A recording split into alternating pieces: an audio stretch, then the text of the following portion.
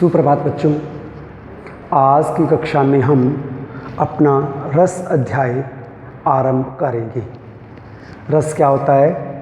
रस का अर्थ है आनंद यानी खुशी।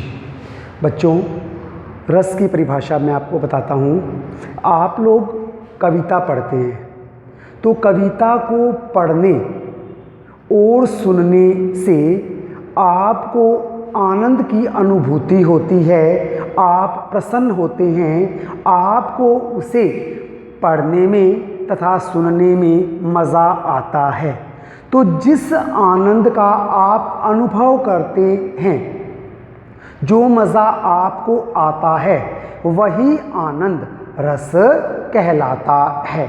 तो आप इसकी क्या परिभाषा लिखेंगे कि कविता को पढ़ने तथा सुनने से तथा नाटक को देखने से जो आनंद की अनुभूति होती है उसे रस कहते हैं।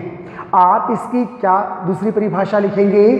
साहित्यिक आनंद को रस कहते हैं। अर्थात जो साहित्य हम पढ़ते हैं, उस साहित्य को पढ़ने में जो आनंद हमें आता है, जिस प्रसन्नता का हम अनुभव करते हैं, वह क्या कहलाता है? वह रस कहलाता है। अब जो हमारा रस है, जो भरत मुनि हैं, उन्होंने एक ग्रंथ की रचना की और उस ग्रंथ का नाम क्या है? नाट्य शास्त्र। नाट्य शास्त्र में उन्होंने रस की क्या परिभाषा लिखी कि विभाव, अनुभाव, व्यभिचारी, संयोगाद्र रस निष्पत्ति। विभाव अनुभाव, विभाव और अनुभाव व्यभिचारी, विभाव अनुभाव और व्यभिचारी के संयोग से अर्थात उनके मिलने से रस निष्पत्ति, रस की निष्पत्ति अर्थात रस की उत्पत्ति होती है। विभाव, अनुभाव और व्यभिचारी के संयोग से रस की उत्पत्ति होती है अर्थात रस पैदा होता है। तो बच्चों, मैं उम्मीद करता हूँ कि आपको रस की परिभाषा समझ में आ गई होगी। मैं एक बार फिर से इसकी पुनरावृत्ति करना चाहूँगा कि रस का क्या अर्थ होता है? रस का अर्थ होता है आनंद। काव्य को पढ़ने तथा सुनने से तथा नाटक आदि को देखने से जो आनंद की अनुभूति होती है, जो आनंद हम अनुभव करते हैं, उसे हम रस कहते हैं। रस की दूसरी परिभाषा क्या है कि साहित्यिक आनंद को रस कहते हैं। अगर आपसे ये पूछा जाए कि भरत मुनि ने अपने ग्रंथ नाट्य शास्त्र में रस की क्या परिभाषा दी है, तो आप क्या कहेंगे कि विभाव, अनुभाव, व्यभिचारी, संयोगाद्र रस निष्पत्ति। विभाव, अनुभाव और व्यभिचारी के संयोग से रस की निष्पत्ति होती है अर्थात रस की उत्पत्ति होती है। तो बच्चों, जो हमारा रस है उसके कितने अवयव हैं? हमारे रस के 4 अवयव हैं। आपसे ये भी पूछा जा सकता है कि रस के अवयव कितने हैं। आपसे ये प्रश्न भी पूछा जा सकता है कि रस के अंग कितने हैं। आपसे ऐसा भी पूछा जा सकता है कि रस के तत्व कितने हैं। तो रस के 4 अवयव हैं। पहला स्थायी भाव, दूसरा विभाव, तीसरा अनुभाव और चौथा संचारी भाव।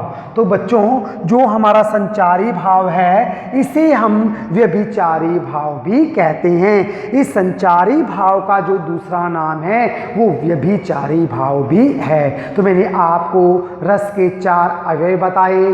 पहला स्थायी भाव, दूसरा विभाव, तीसरा अनुभाव और चौथा व्यभिचारी भाव अर्थात संचारी भाव।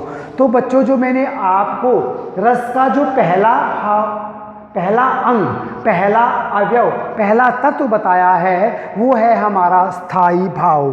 स्थायी भाव क्या होता है? ये हमारे हृदय में विद्यमान रहते हैं। ये हमारे हृदय में सुषुप्त अवस्था में सुषुप्त अवस्था क्या होती है? सोई हुई अवस्था में।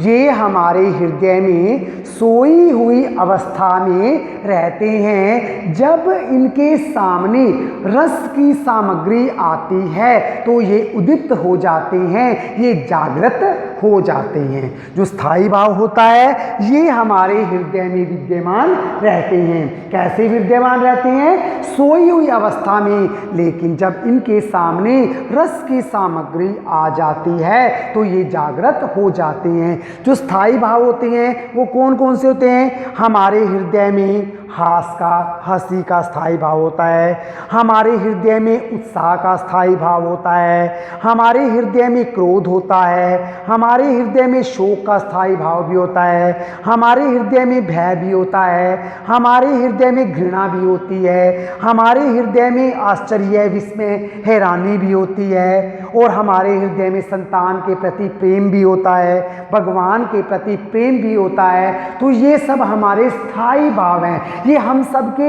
हृदय में विद्यमान रहते हैं। लेकिन जब रस की सामग्री आती है तभी ये उदित होते हैं, तभी ये जागृत होते हैं। फॉर एग्जाम्पल, अगर अध्यापक ने कक्षा में बच्चों से पूछा कि क्या आप पुस्तक लेकर आए हैं, और कक्षा में 25 विद्यार्थी खड़े हो जाते हैं जो पुस्तक लेकर नहीं आए हैं, तो ऐसी स्थिति में अध्यापक के हृदय में जो क्रोध का स्थायी भाव है वो जागृत हो गया। वो कैसे जागृत हुआ? उन बच्चों ने जो कार्य किया, क्या कार्य किया उन्होंने? वो पुस्तक नहीं लेकर आए। तो इस रस की सामग्री को देखकर जो अध्यापक का जो स्थायी भाव, कौन सा स्थायी भाव? क्रोध का स्थायी भाव जागृत हो गया। तो जैसे जैसे रस की सामग्री सामने आती है वैसे वैसे हमारे स्थायी भाव जागृत होते जाते हैं। हमारे भीतर शोक का स्थायी भाव है। अगर हम किसी छोटे बालक को मरा हुआ पाते हैं, उसे मरा हुआ देखते हैं, तब क्या होता है? हमारा कौन सा स्थायी भाव जागृत होता है? हमारा शोक का स्थायी भाव जागृत होता है, क्योंकि उस समय रस की कौन सी सामग्री सामने आई? उस छोटे बालक की मृत्यु। इस प्रकार जो स्थायी भाव जो मैंने अभी आपको बताए, रति, हास, उत्साह, क्रोध, शोक, भय, जुगुप्सा, विस्मय, निर्वेश, संतति, ये हमारे स्थायी भाव हैं। और जब इनके सामने रस की सामग्री आती है तब ये जागृत हो जाते हैं। तो बच्चों, स्थायी भाव अब आपको समझ में आ गया होगा कि ये हमारे हृदय में, हमारे दिल में सुषुप्त अवस्था में, सोई हुई अवस्था में रहते हैं, और जब इनके सामने रस की सामग्री आती है तब ये जाग जाते हैं। इसके पश्चात हमारा जो रस का जो दूसरा अवयव है वो क्या है? वो हमारा विभाव है। विभाव क्या होता है? वे व्यक्ति या वस्तु या वे कारण जिनके कारण हमारा स्थायी भाव जागृत हुआ है उसे हम विभाव कहते हैं। जो हमारे बच्चों स्थायी भाव जागृत होगा, कोई ना कोई व्यक्ति या वस्तु उसका कारण होगी, या कोई ना कोई कारण ऐसा होगा जिसके कारण हमारा स्थायी भाव जागृत होगा। वे व्यक्ति, वस्तु, घटना या वे कारण जिनके कारण स्थायी भाव जागृत हो उसे हम क्या कहेंगे? उसे हम विभाव कहेंगे। तो जो विभाव है उसके भी हमारे दो भेद हैं, पहला आलंबन तथा दूसरा उद्दीपन। तो बच्चों, आलंबन क्या होता है? आलंबन में हम कहेंगे कि वे व्यक्ति, वस्तु या घटना जिसके कारण हमारा स्थायी भाव जागृत हुआ उसे हम क्या कहेंगे? आलंबन। और उद्दीपन क्या होता है? वे कारण जिसके कारण स्थायी भाव जागृत होता है उसे हम उद्दीपन कहते हैं। जो हमारा आलंबन विभाव है, जो हमारा आलंबन विभाव है उसके भी हमारे दो भेद हैं। आलंबन विभाव का जो पहला भेद है वह हमारा आश्रय है, और जो दूसरा भेद है वह हमारा विषय है। आश्रय क्या होता है? कि जिसके मन में स्थायी भाव, जिसके हृदय में स्थायी भाव जागृत होते हैं उसे क्या कहेंगे? हम उसे हम आश्रय कहेंगे। और वह व्यक्ति जिसके कारण स्थायी भाव जागृत हुआ है उसे हम विषय कहेंगे। जैसे शकुंतला को देखकर दुष्यंत के मन में प्रेम का भाव उत्पन्न हुआ। तो यहाँ पर प्रेम का भाव किसके मन में उत्पन्न हुआ? दुष्यंत के मन में। तो यहाँ पर दुष्यंत क्या हुआ? आश्रय हुआ। और किसे देखकर वह भाव जागृत हुआ? वह शकुंतला को देखकर भाव जागृत हुआ। तो यहाँ पर जो शकुंतला होगी वो हमारा क्या होगा? वो हमारा विषय होगा। और उद्दीपन क्या होता है कि वे कारण जिसके कारण स्थायी भाव जागृत हुआ है। तो जहां पर शकुंतला और दुष्यंत का मिलन हुआ था, ये मानकर चलिए कि एकांत वन में उनका मिलन हुआ था, या जिस कारण वो प्रेम भाव जागृत हुआ, जैसे शकुंतला लज्जा उठी या उसने नजरों को उठाकर दुष्यंत को देखा, तो नजरों का उठाना और उसके बाद जो एकांत वन है, ये हमारा सब क्या होगा? ये हम उद्दीपन के अंतर्गत लिखेंगे, क्योंकि ये वे कारण हैं जिनके कारण स्थायी भाव जागृत हुआ है। तो विभाव क्या होगा? विभाव होता है कि वे व्यक्ति, वस्तु या घटना या वे कारण जिसके कारण स्थायी भाव जागृत होते हैं, उसे हम विभाव कहते हैं। विभाव के मैंने आपको दो भेद बताए, आलंबन और उद्दीपन। आलंबन में वह व्यक्ति, वस्तु या घटना जिसके कारण स्थायी भाव जागृत हो, वह आलंबन विभाव, और वे कारण जिसके कारण स्थायी भाव जागृत हो, उसे हम उद्दीपन विभाव कहते हैं। इसी प्रकार बच्चों, जो आलंबन विभाव है उसके भी दो भेद हैं। पहला मैंने क्या बताया?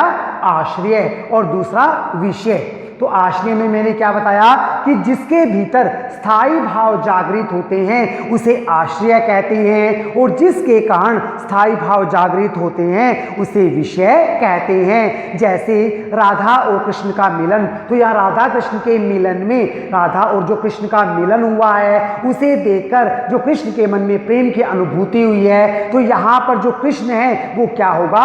आश्रय होगा, और जो राधा है, राधा क्या होगी? विषय होगा। तो अब हम अगले वीडियो में इसका जो तीसरा भाव है, अनुभाव, उसे करेंगे।